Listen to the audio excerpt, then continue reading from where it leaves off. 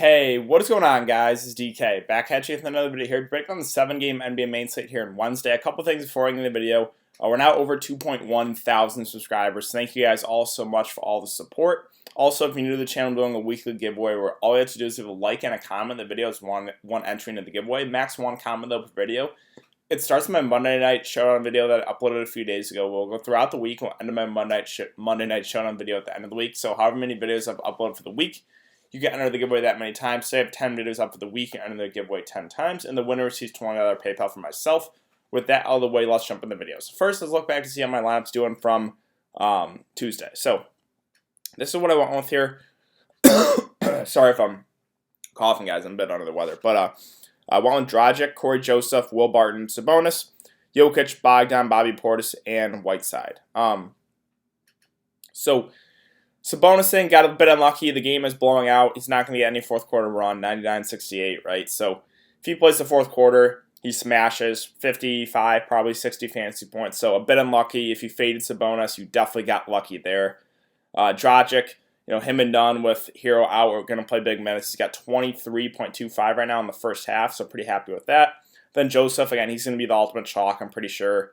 Will Barton, he's been playing great, paired with Jokic. I know there is some risk of a blowout, so hopefully Atlanta can keep that one close. Bogdan, again with no De'Aaron Fox, like him and Corey Joseph, and then Whiteside as a utility. It was tough kind of constructing a lineup because I really liked Embiid.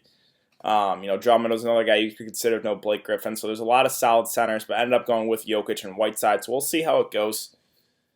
But yeah, that's basically my lineup there for Tuesday. So let's look into Wednesday. Again, sorry if I'm sniffling and coughing in this video, guys. I'm not feeling the best, and that's the showdown, I think. Whoops. Let's go to the right slate. There it is. All right. So again, 7 games. This one's a pretty interesting slate. Let's go over what with over-unders and spreads are out so far. Only 3 of the 7 are out right now. Memphis and Charlotte is sitting at 220 with the Hornets favored by 1.5. Spurs, Timberwolves at 227.5 with Minnesota favored by 1.5. Raptors, Trailblazers at 221 with Portland favored by 3. So as always, let's start with center today. And Anthony Davis is at the top at only 9.4K. So right now he's currently listed as probable. This game is the late night hammer, so we'll see if he even plays in that one. I think he's leaning more towards questionable, but if he's good to go for this one, you gotta like him here. Bigs against Golden State has been crushing. We saw it Gobert. Gobert finally had an upside game last game against Golden State. So we really do want to target bigs. Anthony Davis is way underpriced here, 9.4K. Obviously, we got to keep an eye on the injury situation. Same thing with Cat. He just seems too cheap at 9.3. I know he's playing the Spurs, but anytime you can get Cat under 10K, you got to consider him. Just the offense runs through him. This is a really, really cheap price tag, so I actually do like Towns a good amount here at 9.3K for center. Embiid at 9.1, it's a slightly tougher matchup here against Orlando, but same thing with Cat. Like, he's just underpriced. Joel Embiid is like a 10K player. Same thing with Cat. So they're both underpriced. You could definitely play both once again. The concern with Embiid is it is a back-to-back, so we'll see. Maybe they even rest him. You never know. Sixers sometimes do that, so we will have to keep an eye on that. If he plays and it's not going to be limited, you got to like Towns. You got to like Embiid there. And now we got Siakam, too, at 8.7K. So no Lowry still, no Ibaka, and no OG as well. So there's just so much usage to go around here for Toronto. I love the Toronto guys tonight. There's a lot of guys I really like. I think you can do a full Toronto stack if you want. It's a pretty solid match here against Portland. So Siakam, yeah, 8.7K. Again, it's just there's so much usage to go around. I don't think the price is up on him enough right now, so I do really like him as well. Vucevic is interesting here at 8.3. Finally playing consistent minutes after kind of up and down to start the season, but 34, 33, 32, 35 minutes.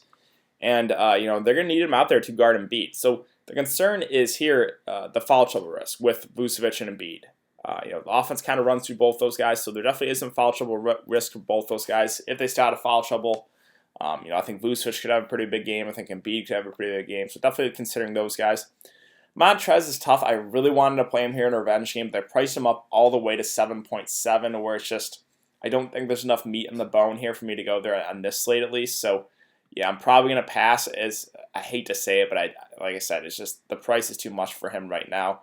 Now Capella is a guy that they're just playing big minutes. They're playing him big minutes. 36, 42, and 36 minutes in the last 3 games. If he's going to continue to play these type of minutes, he's underpriced. Like, if I knew he's guaranteed to play high 30s minutes, I would play him probably at 7.4K. Actually, I don't necessarily know if I would say that because there are other underpriced centers with Towns and Embiid. So I don't think I would necessarily say that, but I still do like Capella here at 7.4K if he's going to play those big minutes. Aldridge at 6.6 is a guy that don't mind the price tag. It's just probably not going to be the way that I go on this slate at least. Whiteside, he's listed as probable. Still, that game hasn't kicked off yet tonight, but yeah, I think he's a very solid play here at 6.4K. It's just he's playing big minutes last couple games. It is a back-to-back. We'll see how it goes tonight, but yeah, I do still really like the price tag here on Whiteside. It's a tougher match against Marc Gasol, but still very viable there. Valanciunas too. Like, I like a lot of centers once again on the slate. Going up against Charlotte, he's been very up and down, but the minutes are just going up on him. He's playing close to 30 minutes a night, and we want to target bigs against Charlotte, so I do kind of like Jonas Valanciunas as well. Let's see. Horford was resting in that one. I think he's going to be back, so he's good to go. Don't know if I want to go there, though, if everyone's fully healthy. Draymond Green at 5.6. I know he's been bad this year, but man, 5.6K for Draymond just seems way too cheap. He got ejected in that last game. In a close game, he's going to play mid-30s minutes. So I do kind of like Draymond here. I know it's a tougher matchup. The Lakers run big, though, so I assume like Draymond's going to be asked to play big minutes if he stays out of foul trouble. So I do think he's a pretty solid mid-tier play here at 5.6. Marc Gasol's okay. I just prefer other Toronto guys here. And then the cheaper options, I'm not super excited about a lot of these guys. Jaren Jackson Jr. is a guy I'm considering, as it pains me to say, because another great spot like him and JV are in great spots here against Charlotte. That Charlotte front court. It's just you got to pray he doesn't get in foul trouble. Because if he stays out of foul trouble, he played 38 minutes in that last game. I don't think he plays that again. I think he plays low 30s minutes if he stays out of foul trouble. But yeah, if he does, I think he could crush that salary. So this is a tricky spot here. I'm a little undecided. Again, know the risk if you play Jaren Jackson Jr. is the foul trouble risk. So it's a risk, but I do like the upside in him a good amount there at that price tag. Other options, Cantor, just only saw like 6 minutes in that first game back. I can't go there right now. Now, Rondae Hollis-Jefferson is the guy that I like a good amount as a value play. With OG getting injured, he played 29 minutes in that last game. So my best guess is they're probably going to start him at the 3. We'll see how it goes. If he picks at the start, I think he's a very solid value play. He's a guy that fills up the stat sheet, doesn't necessarily have to score to get you there. So we'll see who they start. My best guess is going to be Rondae Hollis-Jefferson. They could always start like a Terrence Davis as well. So we'll see what they do here. Still like Boucher too at 4.3K. I think he has a little bit more upside. Again, he's playing the Ibaka role. He's playing mid to low 20s minutes. I really like him still at this price point. I still think he's a little bit too cheap. So both Boucher and Hollis-Jefferson very much in play as value plays. The Lakers centers with Dwight and McGee are only GPP viable just because the minutes are kind of being capped at like 15 for both those guys. So can they get you there in that time? Of course they can. It just makes it a bit riskier of a play. So I think both those guys definitely viable for GPPs. Again, there was a revenge game there for JaVale McGee.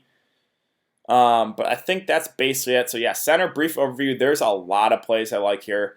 Anthony Davis if he's healthy. Cat and Embiid. Siakam's, we can play him power forward, but I still like him. Vucevic. Capella. Whiteside. Jonas Valanciunas. Draymond, you can play him at the power forward spot. There's a lot of centers. Jaren Jackson Jr., again, you can play him at power forward, though. There's a lot of bigs that I do like on the slate a good amount. I think a lot of them are underpriced.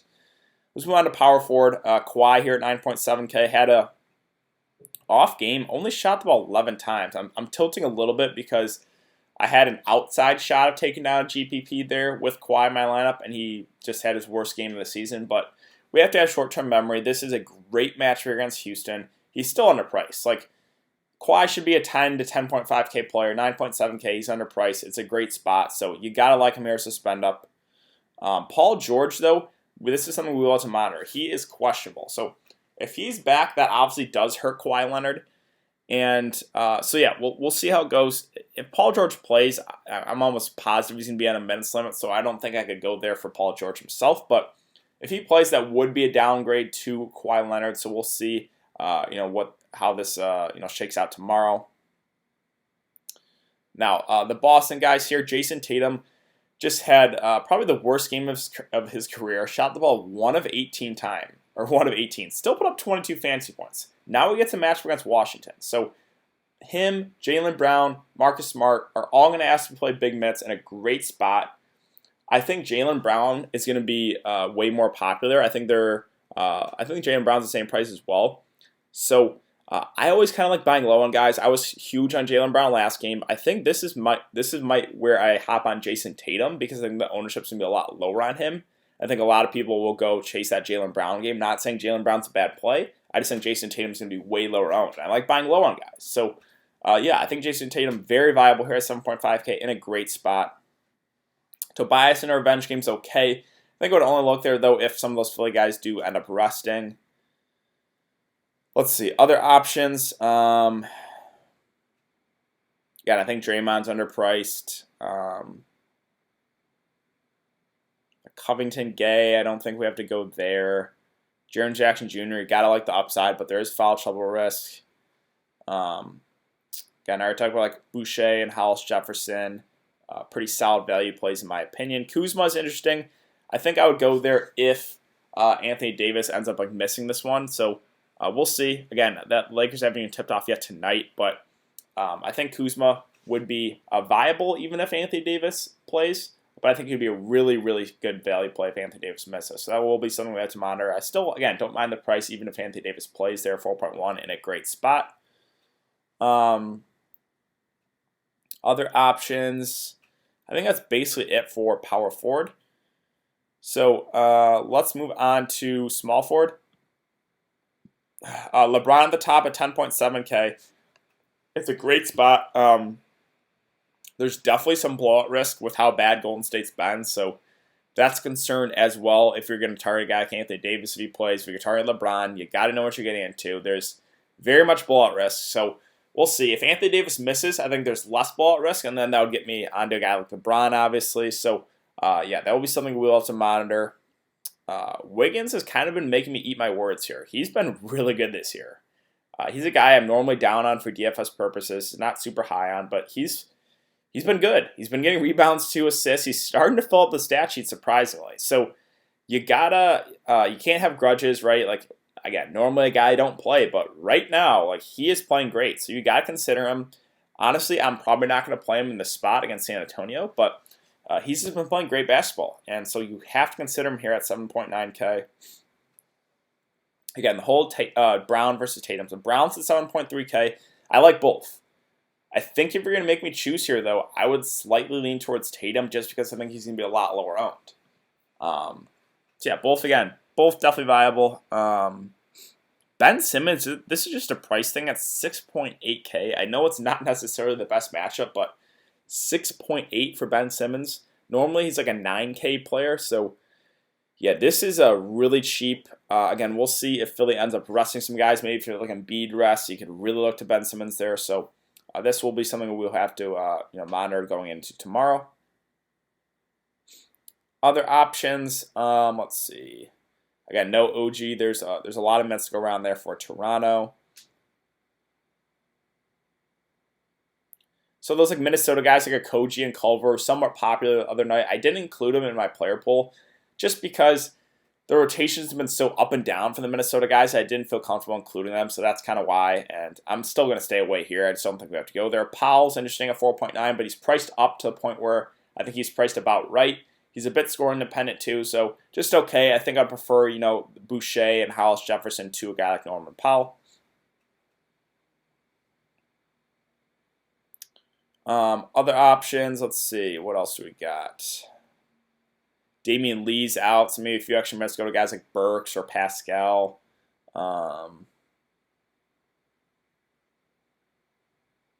Rodney Hood, if he plays, don't hate that price. He's just a lower usage guy, but will probably play like 30 or so minutes. Let me go to Toronto really quick. Here he is. Terrence Davis at 3.4K. So he's another guy that will benefit most likely with no OG. Again, I think him and Hollis Jefferson and Ronda Hollis Jefferson are the main beneficiaries. You could also look to a guy maybe like Stanley Johnson. He was picking up a few minutes as well, but so we'll see what they end up starting. My best guess is going to be either Hollis Jefferson or Davis, but we'll see. Again, both those guys very much viable as cheap options. I think that's basically it, though. So let's move on to shooting guard. Harden at the top. There's not a whole lot to say. James Harden at 11.7K. If you feel comfortable enough with value guys around him, then you can definitely go there. And he's got the most upside, definitely. He's going to shoot the ball a ton. It's not necessarily the best matchup here against the Clippers. Could see a Kawhi Leonard defense or Pat Beverly, but either way, it's James Harden. So not going to talk you off him if you really want to go there. Beal at 8.5 in a tougher matchup. I'm not huge on targeting guys against Boston, but the price tag makes him playable. Now this is a play where I really like D'Angelo Russell. He is just their whole offense right now. And the price is not coming up. It's a revenge game, too, against the Lakers. I was all over him in that game against Minnesota, put up 82 fantasy points in a tougher match against OKC and Utah, still putting up big numbers. And now he gets the Lakers. So the Lakers are not necessarily the best matchup, but it's a revenge game. And again, he's the do-it-all guy. So I do really like D'Angelo Russell here. I think if Golden State wants any shot of staying in this one, he's going to have a big game. So really like the price tag there on D'Angelo Russell. Lou Williams, I think I would only go there as part of a full game stack. 7.2K, I think he's priced about right. There's still a bit of upside in a great matchup, but again, I think I would only go there as part of a game stack. Fred VanVleet at 7.1, really like him here. He's just going to be asked to play huge minutes. 39, 45 minutes last couple games with no Kyle Lowry. Him and Siakam are going to have to play huge minutes, like into the 40s. And Fred VanVleet shot the ball 20 times. Not shoot the ball well, 6 of 20, but still put up 33 fantasy points. So I really like Fred VanVleet. I really like Siakam. And I really like some of those cheap plays with like Boucher, Hollis Jefferson, possibly Terrence Davis. So there's a lot to like here on Toronto. Again, you can definitely do like a team stack here. I like a lot of the pieces in a pretty good spot there against Portland. McCollum's always... I still think he's underpriced. I think CJ's like a 7 to 7.5K player, so I still think he's a bit underpriced there. He's definitely playable. Marcus Smart at a discount from Jason Tatum and Jaylen Brown. You can definitely go there. He's not going to be as aggressive offensively, but he's still a guy that can fill up a stat sheet. It's a good spot, so he's definitely playable as well. Beverly, I think I would only go there as part of a game stack. Alec Burks didn't start last game, came off the bench. I think I would only consider him if he starts, so that will be something we have to monitor. Let's see, what else? Oh, sorry, guys. Again, a little under the weather here. I think that's it for shooting guard, unless I'm missing anyone down here. Again, Davis, if he picks up a start, is definitely viable. So that's kind of it for shooting guard. Let's move on to point guard.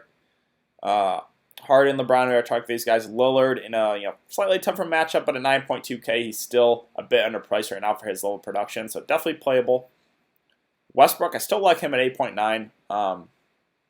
It's just like Westbrook under 9K just does not feel right. So in the game against the Pelicans, he played 35 minutes. The game, or did it blow out? I thought it blew out. Maybe it didn't. Yeah, I guess it didn't. But like I said, 8.9K is just, it seems too cheap for him. So, I do like him there a decent amount at it's just a salary thing with him.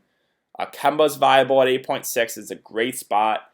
Him, Marcus Smart, Tatum, Brown, all very much viable. Again, really like D'Angelo Russell. If they want any shot, he's going to have a big game. Now, the concern with D'Angelo Russell is the blowout risk. Like, Lakers could just mop the court with Golden State, and then D'Angelo Russell only plays like 2.5 quarters. So that's definitely a risk too. So know what you're getting into if you do go with D'Angelo Russell. Devontae Graham has been playing unbelievable basketball. 6.9K he seems priced about right. He's playing big minutes off the bench, low to mid 30s. So if you want to continue to ride that hot streak, you can definitely do it. Again, Ben Simmons, that just seems way too cheap for him. Obviously some other Philly guys rest, you could very much go there. DeJounte Murray only for GPPs are limiting his minutes. Now, Terry Rozier is interesting as well. I think he goes super low owned. The minutes are been a bit up and down on him, 26, 35, 22. But if he's playing well, he's going to play the big minutes. So I think this is a GPP play just because of the price tag. If he's playing well, I think he plays 35 or so minutes. So a guy that I'm kind of liking for GPPs, I think he's going to be a little bit lower owned. I do like that price tag. Rondo is going to be back for the game tonight. He's going to miss this game tomorrow, so can't go there. Now, Isaiah Thomas, revenge game here against Boston. I do kind of like him a good amount as a cheaper option here. He played 29 minutes in the last game against the Cavs. Now, it hasn't been great the last couple games, 15 and 20 fantasy points. But again, a revenge game. The minutes are going up on him. So I think he's very much playable as a cheap option here at 4.9. Other options, again, Teague, if he misses, you could look to some of those secondary pieces, but it wouldn't be super high.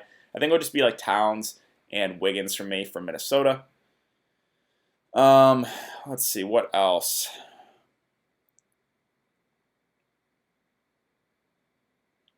I think that's about it, guys. So, again, it is very important to follow me on Twitter, guys. That will be in the description below. I will give my thoughts as we get more injury news throughout the day. Unfortunately, again, I will not be able to live stream. I got to stay late at work this week, so we'll be unable to live stream, but I will tweet out my player pool like I've done the last couple of days. So, like I said, it is very important to follow me on Twitter. I'll probably tweet out my player pool like 15 to 30 minutes before lock. But yeah, like I said, that's it. I'll be back for another video to break down the NBA slate for Thursday. So thanks again for coming to check out the video, and I will see you guys later.